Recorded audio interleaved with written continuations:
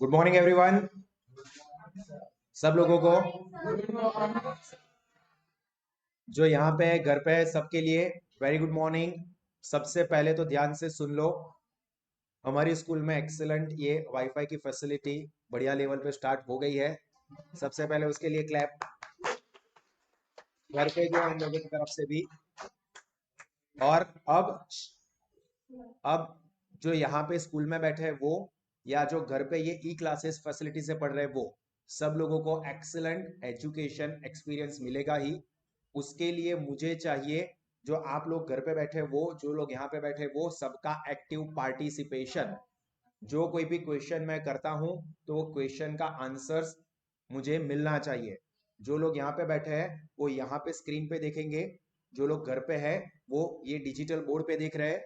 मतलब सबको same working notes, same चीजें, हर एक चीज मैं कैलकुलेट करके दिखाऊंगा। जहां पे जरूरत होगी वहां पे कैलकुलेटर का यूज वो भी आप लोगों को स्क्रीन पे दिखेगा। अभी तक कैलकुलेटर का यूज टीचर करते हैं तो वो टीचर अपने हाथ में ही कैलकुलेटर का यूज करते हैं, आपको नहीं पता चलता है कि टीचर ने क्या बटन प्रेस किया है। जबकि यहाँ पे आपको ये सिस्टम में मैं कैलकुलेटर के यूज में भी कौन से बटन प्रेस करता हूँ वो भी चीजें बहुत अच्छे से और क्लियरली दिखेगी। ठीक है, तो आप लोगों को प्रॉपरली, खास करके जो घर पे ई क्लासेस से पढ़ रहे हैं वो एक प्रॉपर जगह पे टेबल चेयर पे बैठ के पढ़ाई करेंगे। अपनी नोटबुक, पेन, पेंसिल, कैलकुलेटर सब साथ में रखोगे। और दूसरी एक चीज, ये सभी के कैमरा मुझे पहले चालू हो जाने चाहिए, बंद नहीं करने हैं। जल्दी से क्विक स्टार्ट कर दो, फिर मैं आगे पढ़ाई शुरू करूंगा। चलो चलो जल्दी जल्दी, जल्दी से सबके कैमरा स्टार्ट हो जाने चाहिए। कांसी, वैभवी, सोनिया, नील, तृप्ति, कृतिका, राहुल, सीमा, बाकी सब, हेतांशी, जतिन, हर्ष, खुशी, दलसानिया, अंजलि, निगम, जल्दी से कैमरा चालू करो। We have to start our session जल्दी से। आपके फ्रेंड्स जो आप लोग घर पे हो वो लोग भी आपको यहाँ पे देख रहे हैं, तो थोड़ा ढंग से बैठो, ढंग से कपड़े पहन के बैठो।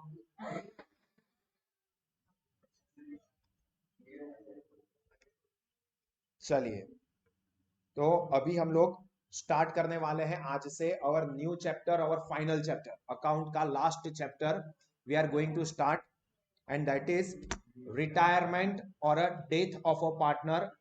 बहुत सिंपल चैप्टर लगेगा अगर फिफ्थ चैप्टर, इससे पहले वाला चैप्टर हमने जो किया था वो अगर आपको अच्छे से पता है तो कोई डिफिकल्टी नहीं होगी। 80% वही स्टेप्स फॉलो होने वाले हैं।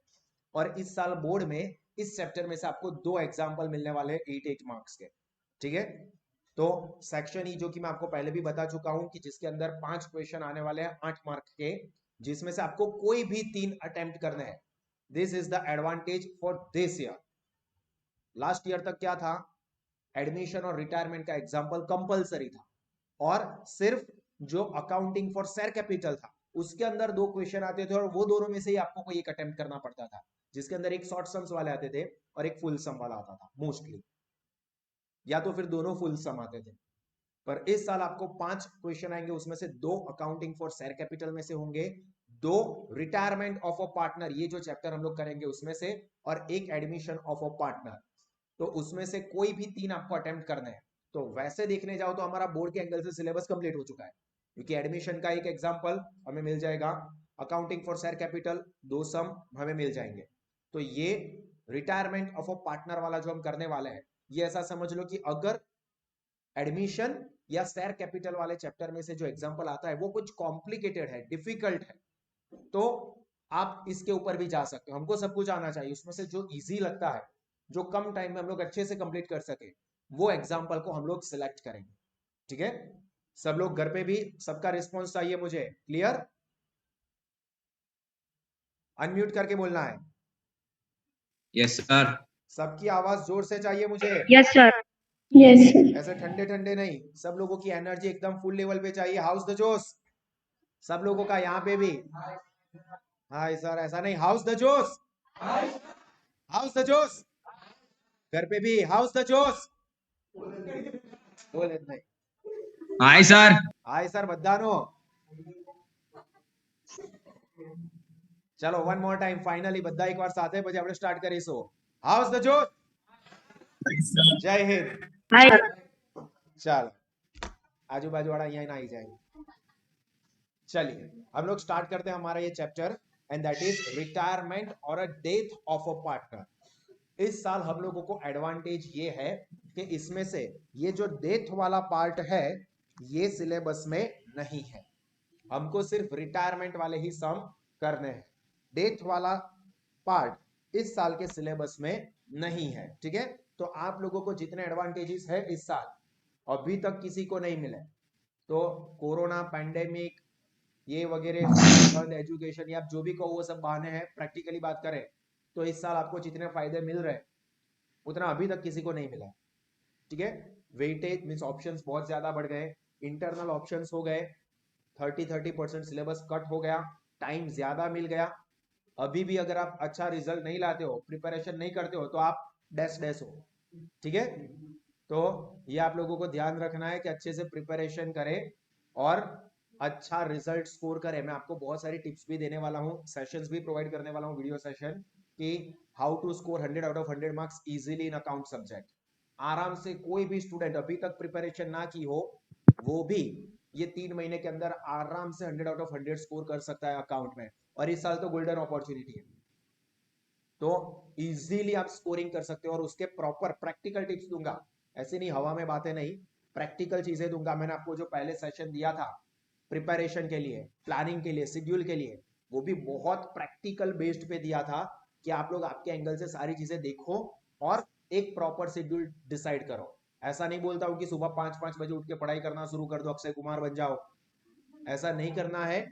आपकी पर्सनालिटी को ऑब्जर्व करो, उसके जो पॉजिटिव पॉइंट है उसी को आपकी फेवर में यूज करो, ठीक है। मैं ऐसा नहीं बोल रहा हूं कि आप अपने आप को थोड़ा इलास्टिक बना दो, मतलब और खींचो और कंफर्टेबल ना हो फिर भी कोशिश करो, वो इतने शॉर्ट टाइम में इजीली नहीं हो सकता, वो धीरे धीरे चेंज होता है।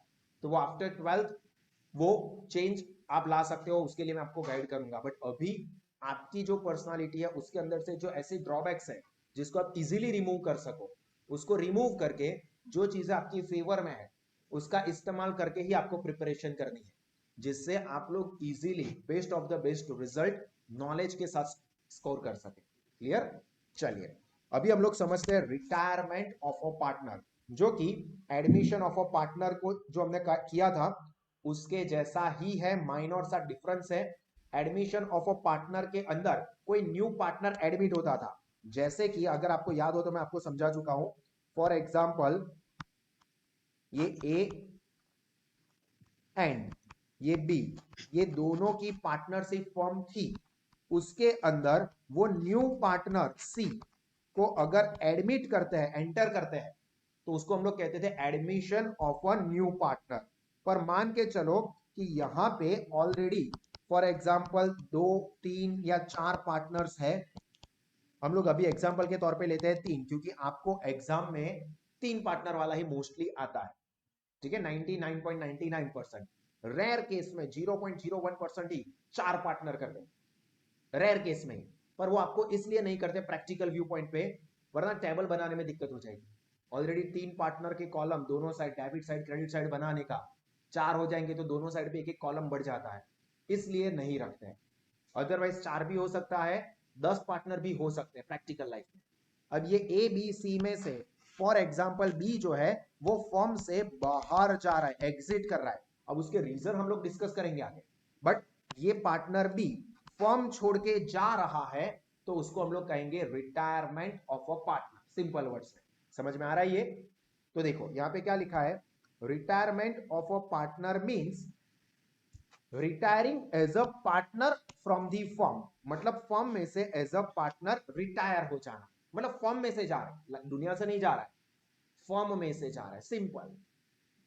As per Indian partnership act 1932, when partner retires from the firm for any reason, अब ये रीजन जो है ये हम लोग इसके बाद आज के ही सेशन में डिस्कस करने ही वाले हैं, और a partner dies the partnership ends, ये इंपॉर्टेंट वर्ड है, partnership ends and firm is not dissolve. ये ऑलरेडी हम लोग reconstruction of partnership firm and dissolution of partnership firm, यानी कि chapter number 4 and chapter number 7 उसमें स्टडी कर चुके हैं।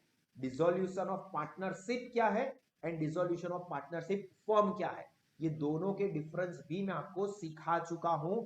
आपको सेक्शन सी में 3 मार्क के लिए ये क्वेश्चन भी इंपॉर्टेंट है। Difference between dissolution of partnership and dissolution of partnership form. और उसके अंदर हमने देखा था कि admission, retirement, change in profit and loss ratio, they are causes for dissolution of what, partnership और पार्टनरशिप फॉर्म। मुझे आवाज जोर से चाहिए।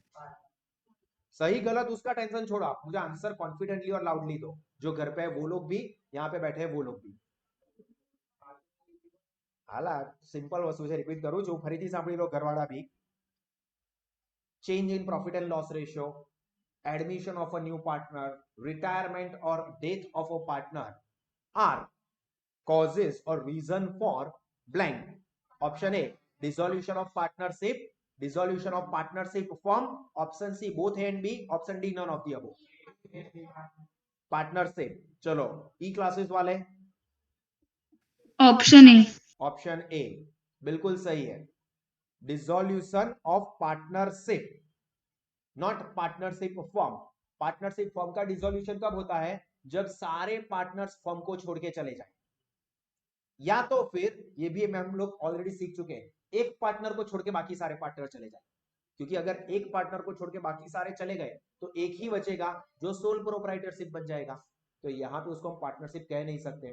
तो यहाँ पे देखो, अगर रिटायरमेंट होता है या डेथ होता है ऑफ एनी पार्टनर, मतलब ए बी सी में से ये सी फॉर्म छोड़ के चला जाए, तो it is a retirement of a partner and it leads to dissolution of partnership. Dissolution मतलब end of partnership and not firm. Firm dissolve नहीं होती है। तो यही चीज यहां पे फिर से लिखी है, जो कि आपको याद रखनी है एमसीक्यू वीएसक्यू के एंगल से, कि रिटायरमेंट और डेथ ऑफ अ पार्टनर और admission of a new partner और change in profit and loss ratio causes the dissolution of partnership and not partnership form। ये चीज समझ में आ गई दोस्तों? बस ये पहले बेसिक सी चीज है, पहले इसको नोट डाउन कर दो। चलो घर पे जो लोग हैं उन लोगों का लिखने का काम हो गया। ये पहला वाला टॉपिक अनम्यूट करके बताना Yes, यस sir. और नो, जल्दी से। Yes, sir. Yes sir. Okay बढ़िया है। चलिए, तो अभी हम लोग हमारे इंपॉर्टेंट टॉपिक नंबर 2 पे जाते हैं, जहां से आपको थियोरी के आने के चांसेस अच्छे खासे। ठीक है, बहुत कंसंट्रेशन रखना पड़ेगा, जिसमें आपको सेक्शन ए या बी के लिए भी काफी सारे इंपॉर्टेंट पॉइंट्स और सेंटेंसेस मिलने वाले हैं। तो अगेन हमारा रिटायरमेंट और death of a partner chapter का सेकंड नंबर का topic, and that is circumstances और कॉजेस कहो या तो फिर रीजंस कहो for retirement of a partner. कोई भी पार्टनर रिटायर क्यों होता है, what are the reason for retirement of a partner. तो देखो यहां पे circumstances of retirement of a partner is mainly divided in two parts। याद रखना दो पार्ट में ये circumstances divided है, जिसकी वजह से पार्टनर रिटायर होते हैं। पहला है as per Indian partnership act, जिसके अंदर हमें 5 पॉइंट याद रखना है। ठीक है, एमसीक्यू वीएसक्यू के लिए पूरा सेशन काफी इंपॉर्टेंट है। पहला, एज पर पार्टनरशिप एक्ट 1932, जिसके अंदर आएंगे 5 अलग अलग पॉइंट। और दूसरा है वॉलेंटरी रिटायरमेंट, वो तो खुद का पर्सनल रीजन। वॉलेंटरी का मतलब क्या? खुद की मर्जी से, मेरी मर्जी से मैं फॉर्म में से रिटायर हो रहा हूं। तो दो मेन रीजन है, देखो उसके अंदर में 5 आएंगे, पर अगर मेन सर्कमस्टेंसेस को हम डिवाइड करें तो वो दो टाइप है। पहला, as per Indian partnership act 1932, and second, voluntary retirement due to his personal reason. ये सब एक्स्ट्रा वर्ड्स है। जो इंपॉर्टेंट वर्ड है मैंने ऑलरेडी अलग कलर की पेन से लिखे हुए हैं, बोल्ड किए हुए हैं, ताकि आपको पता चले कि ये इंपॉर्टेंट पार्ट है, मेरे माइंड में ये क्लिक होना चाहिए। ठीक है, तो टू सर्कमस्टेंसेस, पहला as per Indian partnership act 1932 and second one is voluntary. देखो मैं हर एक सेंटेंस को कम से कम 4-5 बार एक्सप्लेन कर रहा हूं, समझा रहा हूं, ताकि अगर आपका कंसंट्रेशन हो तो ऑटोमेटिकली माइंड में सारी इंफॉर्मेशन फिट हो जाए। अभी इसमें से जो ये पहला वाला पॉइंट है, retirement as per Indian partnership act, जिसके अंदर की 5 पॉइंट है, जैसा मैंने कहा, तो ये पांचों पॉइंट के टाइटल भी आपको याद रहने चाहिए, क्योंकि एमसीक्यू में इस तरह से आ सकता है, from the following blank is not the reason for retirement as per Indian partnership act, या तो फिर ब्लैंक इज द रीजन और cause for retirement of a partner as per Indian partnership act 1932। तो 5 पॉइंट भी याद रहने चाहिए और उसके अंदर की इंफॉर्मेशन भी, वहां से भी कोई क्वेश्चन बन सकता है। तो इसमें पहला है यूनैनिमसली। यूनैनिमसली मतलब ऑल एग्री, ऐसा समझो सब लोग एग्री हो रहे हैं। ठीक है, ये चीज को आप लोग अच्छे से ध्यान रखना। यूनैनिमसली का मतलब होता है ऑल एग्री। अगर कोई एक पार्टनर है, for example A A B C D E एफ, अब उसमें से ये जो सी है वो बिजनेस में से जाना चाहता है कि भाई मुझे तो यहां से निकलना है, कल्टी मारनी है, तो उसको कल्टी मारने से कोई नहीं रोकेगा, मतलब सब रेडी है, ठीक है भाई तुम जाओ, जा सिमरन जा, जी ले अपनी जिंदगी, सब लोग अपनी मर्जी से उसको जाने देते हैं, तो उसको कहते हैं यूनैनिमसली। यूनैनिमसली मतलब ऑल एग्री। तो देखो, any partner can retire by unanimous consent. Unanimous मतलब बाकी के सारे A B D E F, किसी को कोई ऑब्जेक्शन नहीं है, उल्टा ऐसा हाथ साफ दे जा, तो इसको कहते हैं unanimous retirement. When all partner agree unanimously, तो उसको कहेंगे retirement by unanimous consent. Unanimous consent मतलब, फिर से बोल रहा हूं, सब लोग एग्री हो जाते हैं। ये A B C D E F 6 partner है, उसमें से कोई एक पार्टनर सी ये फर्म में से जाना चाहता है, तो बाकी के सारे पार्टनर्स उसके लिए एग्री हो जाते हैं, कोई ऑब्जेक्शन नहीं लेता कि यार नहीं तुसी जा रहे हो, तुसी ना जाओ, ऐसा कोई ऑपोज नहीं, तुम जाओ, निकल चल, पहली फुर्सत में निकल, वो आएगा आगे, तो उसको कहते हैं यूनैनिमस। ये क्लियर हुआ पहला यूनैनिमस में? किसी को डाउट है? जो घर पे है वो भी अनम्यूट करके अपना आंसर देते रहे, ताकि पता चले, अगर कुछ डाउट है तो मैं आपको लास्ट में टाइम दूंगा, पूछ सकते हो। सेकंड, बाय नोटिस, ये तो सिंपल सा है, मुझे जाना है, ये लो पकड़ो नोटिस, मैं तो चला, अच्छा तो हम चलते हैं। देखो, a partner has a right to retire from the firm by giving notice to all other partners in writing. मतलब अगर कोई पार्टनर है ए बी सी डी या ए बी सी, उसमें से ये मिस सी, उसको फर्म में से जाना है, तो वो एक नोटिस रिटर्न में बाकी के सारे पार्टनर्स ए और बी को दे सकते हैं कि भाई मुझे अब यहां से जाना है। ठीक है, उसका इंटेंशन राइटिंग में दे देगी कि भाई मैं फर्म से रिटायर होना चाहती हूं या फर्म से रिटायर होना चाहता हूं, तो वो नोटिस देके रिटायरमेंट ले सकते हैं। ऐसा नहीं है कि सर, पहला वाला पॉइंट था यूनैनिमस कंसेंट, उसमें ऐसा है कि ए बी रेडी है, पर डी और ई बोलेंगे कि यार ये सी चली जाएगी तो फिर हम यहाँ पे क्या करेंगे। नहीं, हम लोग यहाँ पे कर क्या रहे हैं, एकदम से वक्त पलट गया, दुनिया पलट गई, ऐसा लग रहा है, तो उसको ऐसा लग रहा है कि भैया ये चली जाएगी तो हम भी चले जाएंगे, हम लोगों को भी नहीं रहना है, मतलब उसको नहीं जाने देंगे, तो अब सी क्या जबरदस्ती रहेगी फॉर्म में? दूसरा ऑप्शन ले, पहला ऑप्शन क्या आगे वैसे सब लोग मर्जी से हाँ बोल दो तो अच्छा है, सबके लिए अच्छा है, वरना खून की नदियां बहेगी, मारा मारी हो जाएगी, ऐसा कुछ नहीं होगा। नोटिस भेज देगी, वो क्या करेगी, सिंपल नोटिस दे देगी कि भाई मैं फॉर्म से रिटायर होना चाहती हूँ, मैं जा रही हूँ, ये लो पकड़ो नोटिस, सबको दे दिया, A B D E F जो भी पार्टनर्स है वो सबको। तो देखो यहाँ पे क्या कहा है, और partner has a right to retire, उसका हक है, कोई उसको जबरदस्ती नहीं रख सकता, हम लोग यूनैनिमस कंसेंट नहीं देंगे, तुमको नहीं जाने देंगे, तो हर एक पार्टनर के पास राइट है कि वो फर्म से रिटायर हो सकता है बाय गिविंग नोटिस, ये याद रखना, by giving notice to all other partners in writing. Oral notice नहीं चलेगी, बोल दिया कि भाई मैं जा रहा हूं या मैं जा रही हूं, नहीं, रिटर्न में दो, और वो नोटिस के अंदर उसने अपना इंटेंशन बताया होगा कि भाई मैं फर्म से रिटायर होना चाहती हूं या होना चाहता हूं, तो उसे कहेंगे by notice. Then by contract, ये तो सिंपल है, पहले से ही कॉन्ट्रैक्ट कर दिया होगा, ए बी सी 3 पार्टनर है और उन्होंने पहले से ही कॉन्ट्रैक्ट कर दिया है भाई मैं ये तारीख को या इस टाइम के बाद फर्म में से चला जाऊंगा या चली जाऊंगी, पहले से ही फिक्स है, तो ये कॉन्ट्रैक्ट के अंदर ही मेंशन होगा कि मैं फॉर एग्जांपल मैं 14 फरवरी को यहां से जाने वाली हूं, साजन जी लेने आने वाले हैं, तो यहां से मैं जा रही हूं, ये कंफर्म है, फरवरी 2021, तो पहले से ही कॉन्ट्रैक्ट के अंदर मेंशन कर दिया। तो देखो, any partner can retire as per terms and condition. देखो हर एक इंपॉर्टेंट वर्ड को मैंने हाईलाइट किया हुआ है, ठीक है। आपको भी अपनी नोटबुक में वो इंपॉर्टेंट वर्ड्स को हाईलाइट करना है, वो वर्ड माइंड में फिट, मतलब आगे पीछे का आप आराम से लिख सकते हो।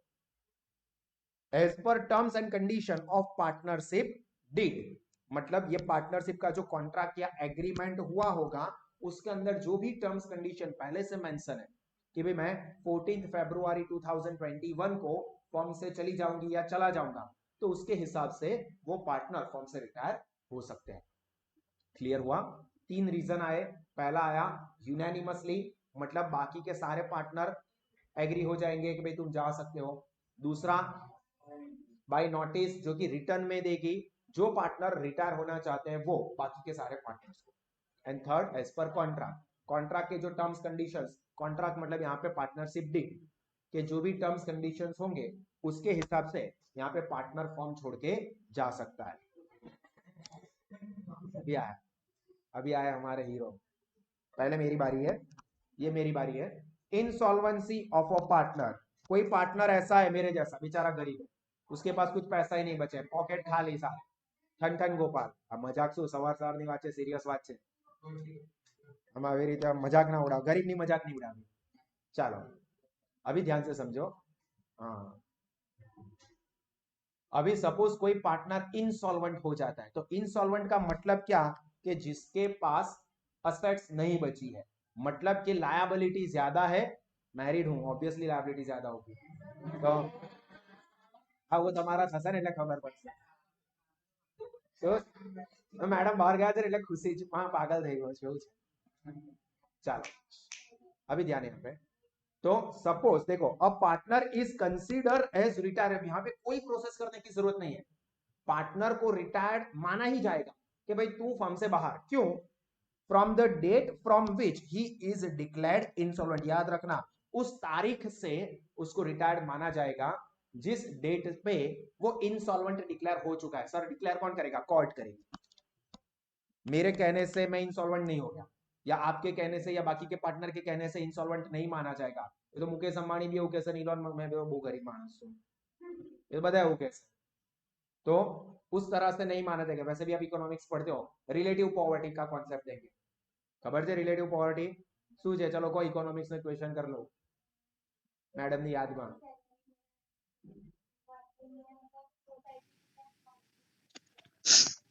बोलो बोलो, चल तू निकल पहली फुर्सत में, नहीं सही आंसर थोड़ा सर हाँ यस, कंपैरिजन में अमीर गरीब देखा जाएगा।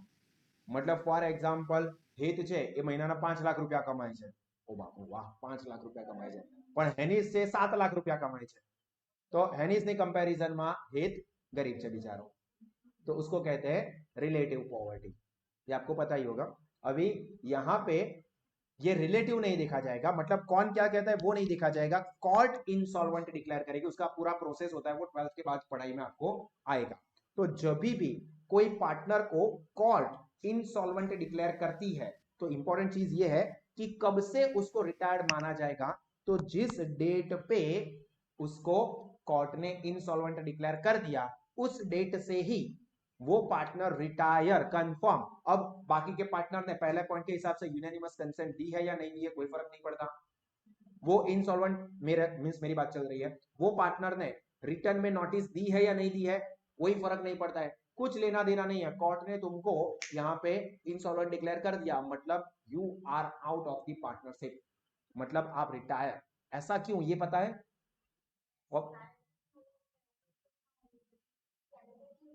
પણ એ તો ઓલરેડી આપી ચૂકેલો છે।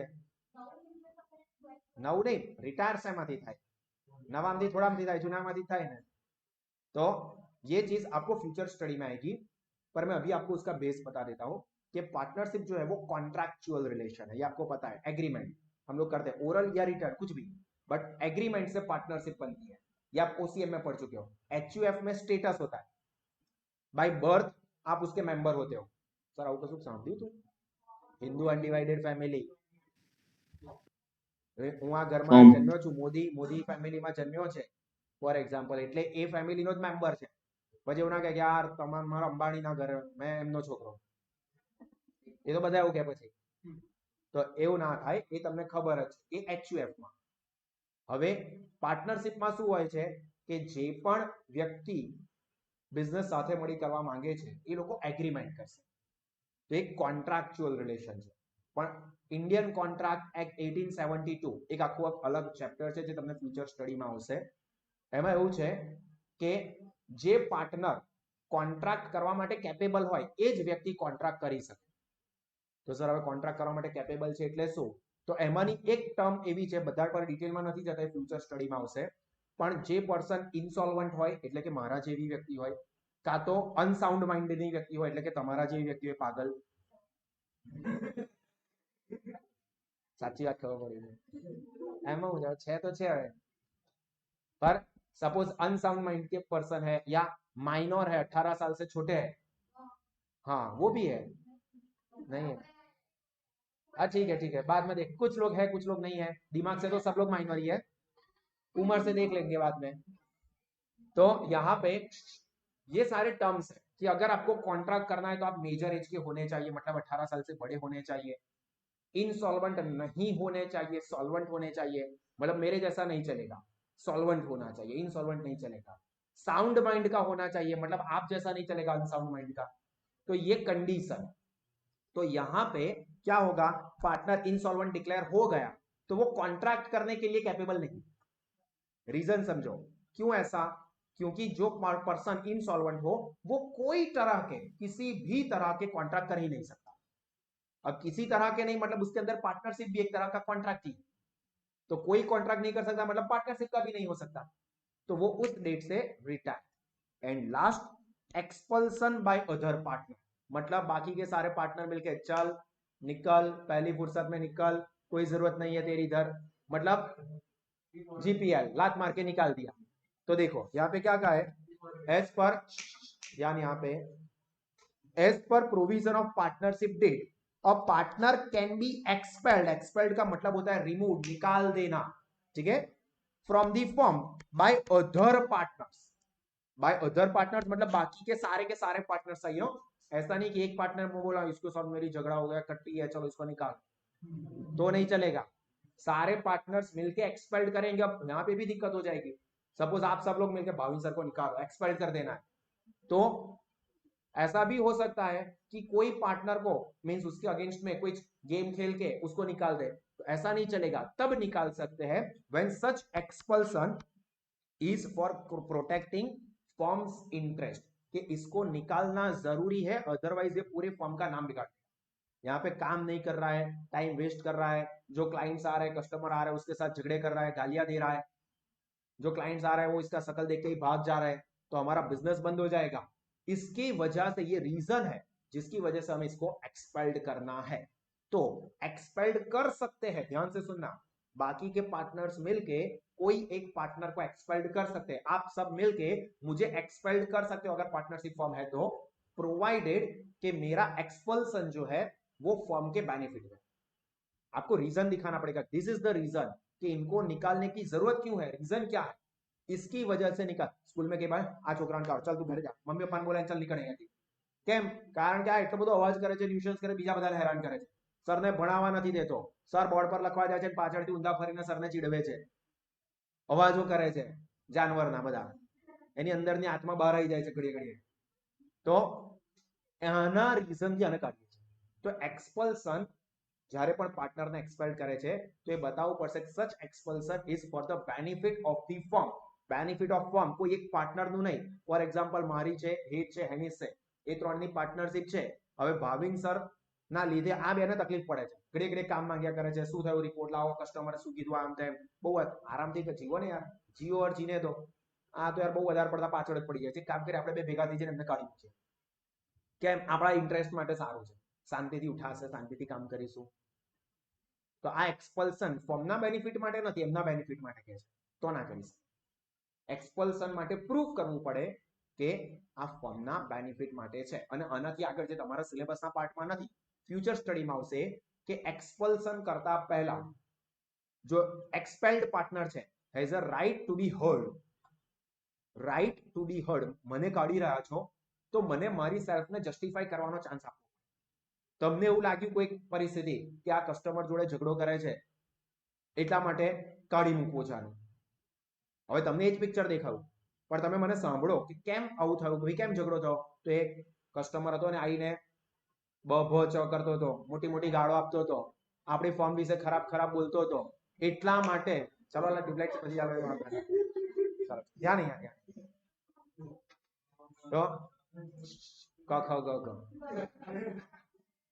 ચાલો ચાલો ચાલો પછી શીખો, એમાં તરત માઇન્ડ ઘૂસી જાય છે, આટલી બધી વસ્તુઓ बोल्यो એમાંથી આ वस्तु કેટલી ગમી જાય છે, જો चलो ध्यान यहाँ पे सब लोग ध्यान यहाँ पे ध्यान से सुनना, अभी राइट टू बी हर्ड का मतलब सुनो कि रिटायरिंग पार्टनर ने पर्टिकुलर बिहेवियर किया जिसकी वजह से आप उसको निकालना चाहते हो, तो वो रीजन क्यों मीन्स वो बिहेवियर क्यों किया, हो सकता है कि वो कस्टमर जो है वही कुछ गलत कर रहा हो, वही ज्यादा होशियारी मार रहा हो, वही ज्यादा दिमाग खसड़ा रहा हो, जिसकी वजह से उसने सामने काउंटर रिस्पॉन्स दिया हो, तो वो सुनने के बाद ही निकाल सकते, बिना उसको सुने नहीं निकाल सकते। ठीक है, ये नॉर्मल नॉलेज के लिए याद यही रखना है कि कोई भी पार्टनर को बाकी के पार्टनर एक्सपेल्ड कर सकते हैं प्रोवाइडेड कि such expulsion is for protecting the firm's interest. Clear हुआ? And now the last part, last topic, voluntary retirement of a partner due to his personal reason. मेरे पर्सनल कुछ रीजन है, मेरी मजबूरी है साहब, आप नहीं समझोगे, कुछ कुछ होता है, तुम नहीं समझोगे राहुल, ऐसा कि मेरा रीजन है जिसकी वजह से मैं फर्म से जाना चाहता हूं या जाना चाहती हूं, तो वो है पर्सनल रीजन की वजह से वॉलेंटरी रिटायरमेंट। तो partner can decide to retire from firm for his personal reason, कुछ भी नहीं, बस मेरी मुझे आराम कर, बहुत पैसे छापी है, अभी क्या पूरी जिंदगी पैसे लेके कबर में लेके थोड़ी जाना है, मुझे लाइफ एंजॉय करनी है, मुझे फर्म से रिटायर हो जाना है। होता है बहुत सारे, लाइक जैक मा है तो अली बाबा को इतने बड़े लेवल पे पहुंचा है, अब पूरी जिंदगी क्या करूं, थोड़ा फिलेंथ्रोपी मतलब सोशल सर्विस करनी है, बाकी थोड़ा जिनपिंग के बारे में कुछ बोलना है जिसकी वजह से उसको पकड़ के उठा के मारे, इसमें पता है ना गायब हो गए थे, नहीं आ गए पब्लिक अपीयरेंस हो गया है, वो तो एक वीडियो भी आया था इंस्टाग्राम पे, वो एसी फिट कर रहा है अगर आपने नहीं देखा हो तो एसी फिट कर रहे थे, मतलब वो नहीं थे बट उसके जैसे ही दिखने वाले थे कि देखो चाइना के अगेंस्ट में बोला तो क्या हालत पे आके खड़ा कर दिया उसको, वो तो एक मजाक थी। तो यहाँ पे मेन चीज ये है कि कोई भी पार्टनर अपनी मर्जी से फर्म से रिटायर हो सकते हैं, अपनी मर्जी से, पर्सनल रीजन है, मैं नहीं बताना चाहता हूँ क्या पर्सनल रीजन है, पर रिटायर हो सकते हैं। अब यहाँ पे ये इंपॉर्टेंट चीज है, इसके लिए मैंने इसको बॉक्स बना के लिखा है, जो आप भी लिखोगे तो उसको टिक मार्क करोगे क्योंकि वहां से थ्योरेटिकल क्वेश्चन बनने के चांसेस है, जिसमें क्या कहा है कि जो एक्टिव पार्टनर है, देखो A B C D E 5 partner है, अब उसमें से ये मिस्टर बी बहुत ही एक्टिव है, बहुत ही रेगुलर बेस पे फर्म पे आके काम करते हैं। पार्टनर्स बहुत अलग अलग टाइप के होते हैं, 11th स्टैंडर्ड में ओसीएम में आप लोग पढ़ चुके हो, active partner, sleeping partner, nominal partner, partner in profit only वगैरह वगैरह। तो उसमें से ये मिस्टर बी एक्टिव पार्टनर है, मतलब फर्म में रेगुलर काम करते हैं, तो अगर वो रिटायर होना चाहते हैं तो is required to give public notice of his retirement, उनको अपनी रिटायरमेंट की पब्लिक नोटिस देनी पड़ेगी। पब्लिक नोटिस का मतलब होता है कि न्यूज़पेपर के अंदर वो नोटिस देना। कई बार आप न्यूज़पेपर में देखोगे कोई पढ़ता नहीं है, सर हमें हीरो हीरोइन ना फोटा જોઈએ ને આ બધું થોડી જોવાના છે, જાહેર ખબર આવે ને આ પબ્લિક નોટિસ આવે, पर कंपलसरी नोटिस देनी पड़ती है कि भाई मैं ये फॉर एग्जांपल साहस पार्टनरशिप फर्म का पार्टनर, एक्टिव पार्टनर हूं, अब मैं फर्म से रिटायर हो रहा हूं, ये क्यों जरूरी है? हाँ, उसके सामने ऐसा है कि जो स्लीपिंग पार्टनर है उसको ऐसी पब्लिक नोटिस देने की जरूरत नहीं है। तो पहले तो आपको पता होना चाहिए कि एक्टिव पार्टनर और स्लीपिंग पार्टनर क्या है, क्या वो उनके रोल क्या है, क्या इंपॉर्टेंस, क्यों एक्टिव पार्टनर को फर्म में से रिटायर हो रहे हैं तो नोटिस देनी पड़ेगी भाई दुनिया वालों सुन लो मैं जा रहा हूं ये फर्म छोड़ के, जबकि स्लीपिंग पार्टनर रिटायर हो रहा है चुपके से निकल देगा, उसको कोई नोटिस देने की जरूरत नहीं है। Explain me the reason why. E classes वाले या यहां से हाथ ऊपर करो ताकि मुझे पता चले। Yes,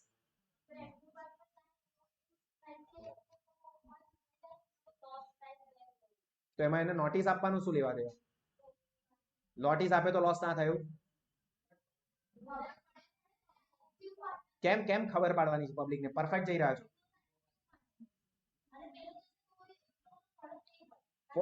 yes exactly, very nice, perfect. For example सास पार्टनरशिप फॉर्म है जिसके अंदर भाविन सर एक पार्टनर है जो कि एक्टिवली वर्क करते हैं, सब लोग उनको जानते हैं, शायद उनके काम को देख के आते हैं कि भाविन सर है तो हम लोग यहाँ पे जाते हैं, हमको भरोसा है, मोदी है तो मुमकिन है, ऐसा वाला एग्जाम्पल है कि भाई ये है तो अच्छा है, हम लोग जाएंगे। अब अगर ये नहीं है तो हो सकता है कि कोई क्लाइंट, कोई कस्टमर ऐसे होंगे कि नहीं ये है तो जाना, अदरवाइज मुझे नहीं जाना। लाइक अभी एग्जांपल के तौर पे बीजेपी पार्टी की हालत क्या है? वोट देते हैं, क्यों देते हैं? मोदी है इसलिए वोट देते हैं, अगर मोदी गया तो कशु नहीं મળે। एग्जांपल नहीं वाचो, रियलिटी कोई भी हो सके, this is just for example. तो ये क्या है कि भाई ये है तो हम लोग वहां पे जाना चाहते हैं, अब वही नहीं है और आपको पता भी नहीं है कि ये नहीं है और आप वहां पे ज्वाइन कर लेते हो, बाद में आपको उतना अच्छा काम नहीं मिलता है, आपको प्रॉब्लम्स फेस करने पड़ते हैं, बाद में पता चला कि भाई जिस पर्सन की वजह से आप यहाँ पे गए थे, फॉर एग्जांपल भाविन सर की वजह से आप साहस पार्टनरशिप फर्म को साथ कोई डीलिंग किया था एज अ कस्टमर, बाद में पता चला वो है ही नहीं, यार हम तो फंस गए। तो यहाँ पे पब्लिक नोटिस देनी जरूरी है। देखो भाविन सर ने ऑफिशियली बता दिया है, ये भाविन सर की रिस्पॉन्सिबिलिटी है, मतलब एक्टिव पार्टनर की रिस्पॉन्सिबिलिटी है कि नोटिस दे। भाई देखो मैंने नोटिस दे दी है, अब अगर आप कुछ डील करते हो तो आपकी जोखिम है, मेरी कोई इसमें जिम्मेदारी नहीं, ये मैं पहले से बता देता हूं, मैं ये तारीख से फर्म से निकल रहा हूं, ठीक है, ये जरूरी है। अगर मैंने नोटिस नहीं दिया तो क्या सर नोटिस देनी चाहिए, आपको देनी पड़ेगी वगैरह वगैरह, ठीक है, पर आपने नोटिस नहीं दिया और फर्म से चले भी गए और हमको नहीं पता था और हमने फर्म के साथ कोई कॉन्ट्रैक्ट, कोई डीलिंग कर ली तो, और बाद में पता चला कि आप तो हो ही नहीं और हमें कुछ प्रॉब्लम हो गया तो કોનું નામ? હું તો જઉં છું, મેં હું શું કરવા નોટિસ આપું? હું તો ફોર્મમાંથી આંબી જાઉં છું, હું કેમ નોટિસ આપું? જા ને હું જઉં પછી ખબર પડશે। લો બબ્બુ ફીટ થઈ ગયા ને, હું જઉં છું તો હું નોટિસ નહીં આપું, હું તો જાણી જોઈને ફોર્મનું નામ બગડશે, આંબી હું જઉં છું તો એ લોકોને ખબર તો પડવી જોઈએ ને કે જોયું હું ગયો તો કેવી હાલત થઈ ગઈ, એટલે હું તો ઇન્ટેન્શનલી નોટિસ ના આપું, તો હું કેમ નોટિસ આપું? નોટિસ આપવાની જવાબદારી મારી, હું નોટિસ નહીં આપું તો તમારા કહેવા પ્રમાણે નુકસાન ફોર્મને જવાનું છે, તો આ તો મને તો સોને पे સુહાગા, મને તો મજા આવશે, પણ હું તો આંબી જતો રહ્યો છું। હા તો હવે હું શું કરું? હા this is the point, responsible હું પણ કહેવાઈશ। હું ભલે ફોર્મમાંથી જતો રહ્યો, નુકસાન તમને થયું તો એ નુકસાન તમે ફોર્મ પાસેથી માંગશો ને, એમાં મારે પણ પેમેન્ટ કરવું પડશે, એટલે હું પહેલા નોટિસ આપી દઉં, નોટિસ આપી દો, કાલે ઉઠીને કોઈક આવી ગયું અને મને આ લોકો બાકીના જે લોકો છે for example A C D એ ચલાવવાના છે ફોર્મને, મને એમની પર ભરોસો જ નથી, આ લોકો લોચો મારવાના જ મારવાના, પછી કાલે ઉઠીને કોઈ ક્લાયન્ટ કે કોઈ કસ્ટમર છે એ ઝઘડતું આવે અને 10 લાખ રૂપિયાનો કેસ કરે તો મારે બી 2.5 લાખ રૂપિયા આપવા પડશે વગર લેવા દેવા, એટલે હું નોટિસ આપી દઉં। એટલે આવી ટર્મ્સ છે, એટલે એક્ટિવ પાર્ટનર નોટિસ આપે છે, નહીતર એની બી રિસ્પોન્સિબિલિટી બની જાય। અને સ્લીપિંગ પાર્ટનરે નોટિસ આપવા એટલા માટે જરૂરી નથી કે સ્લીપિંગ પાર્ટનરનો ફીચર ડેફિનેશન યાદ કરો 11th OCM, એ પાર્ટનર કે જે ફોર્મમાં એક્ટિવ છે જ, એ પાર્ટનર કે જેના વિશે તમને કોઈ ખબર જ નથી, ફોર એક્ઝામ્પલ સાસ ઇન્સ્ટિટ્યૂટ કે એક ફોર્મ છે, અશોક સર છે, ફોર્મ છોડીને જતા રહ્યા, શું ફરક પડે સર? ચલો કન્ટિન્યુ કરો, આમ બી તમે ક્યાં ઓળખતા હતા, જાય છે કે નહીં જતા, અમે તો આમ બી નતા ઓળખતા સર, કોઈ ફરક જ નહીં પડતો, તો એ સ્લીપિંગ પાર્ટનર છે, એના વિશે પબ્લિકને ખબર જ નથી। સાહસ અશોક સરને લીધે આપણે સાહસ ઇન્સ્ટિટ્યૂટમાં જઈએ એવું તો છે નહીં, કોણ અશોક સર અમને ખબર જ નથી, ફોર એક્ઝામ્પલ એક રિટાયરિંગ સ્લીપિંગ પાર્ટનર છે તો તમને જે પાર્ટનર વિશે ખબર જ નથી એના લીધે તો તમે ફોર્મમાં જોડાવાના જ નથી, તો પછી એ જાય નોટિસ આપે, ફોર એક્ઝામ્પલ નોટિસ આવી કે અશોક સર સાહસ ફોર્મ છોડીને જાય છે, આ કોણ ચલાવે? તો નામ જ પહેલી વાર સાંભળ્યું, તો એ નોટિસ આપે કે ના આપે તમને શું ફરક પડે? કોઈ ફરક નથી પડતો। એટલે જે સ્લીપિંગ પાર્ટનર છે એણે પોતાના રિટાયરમેન્ટની નોટિસ આપવી જરૂરી નથી, જ્યારે જે એક્ટિવ પાર્ટનર છે એણે પોતાની રિટાયરમેન્ટની નોટિસ આપવી કમ્પલસરી છે, યાદ રાખજો, એમસીક્યુ માં આવી શકે। Blank partner is responsible or liable to give public notice for his retirement, तो active partner, और blank partner need not give public notice of his retirement, sleeping partner, clear થાય છે?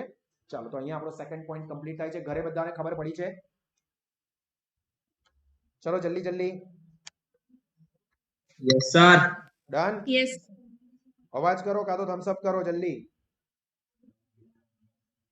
थम्स अप और voice. चलो Vaibhavi Joshi done clear. Sir. इंगोजोला तृप्ति खुशी Rahul Mufaddal done. अला बीजा बता શું ચાલુ કરીને ઊંઘી ગયા છો? જુગલ આસ્થા હેતવી નિગમ કોઈ ગમમાં છે? हाँ आई गया ना बताना. Okay done done. चलो तो यहाँ पे हम लोग हमारा ये सेकंड टॉपिक भी खत्म कर रहे हैं. आप लोगों को नोटबुक में पैम्पलेट में से देख के लिख देना है सेकंड टॉपिक. उसके बाद आगे जो थर्ड टॉपिक नेक्स्ट टॉपिक आपको जो पैम्पलेट मैंने सॉफ्ट कॉपी भेजी हुई है उसमें से आपको आगे का पार्ट भी लिख के रखना है ताकि टाइम हमारा कम वेस्ट हो और मैं ज्यादा आप लोगों को एक्सप्लेनेशन देने में टाइम अपना दे सकूं. क्लियर? तो यहाँ पे हम लोग हमारा ये सेशन खत्म कर रहे हैं. Good day everyone. घर वाले जय हिंद. अला वैभवी तो लेफ्ट कर दी. चलो बाय बाय.